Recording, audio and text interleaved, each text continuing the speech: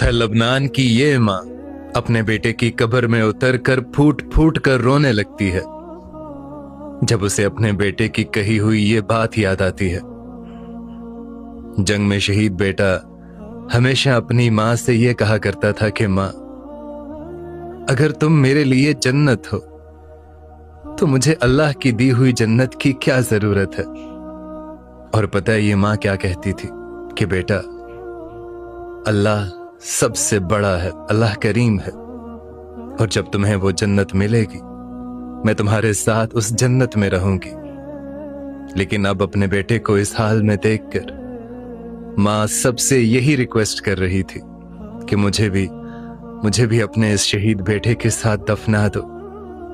और दूसरी तरफ ये तस्वीर देखिए, 2.5 साल के बाद एक फलस्तीनी इस्राएल की कैद से आजाद होकर अपने भाई के पांव में गिरकर गिड़गिड़ा कर उसके पांव में गिर रहा है, क्योंकि उसका भाई उसके लिए बाहर से जितनी भी एफर्ट्स कर सकता था, उसके लिए, उसको आजाद करवाने के लिए, इस्राएलियों के चुंगल से छुड़वाने के लिए उसने वो सारी जान लगा दी।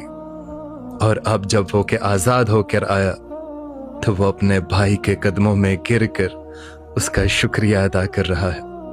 और भाई ने फिर उसको किस कदर सीने से लगाया, किस तरह से सीने से लगाया, वो आपके सामने है।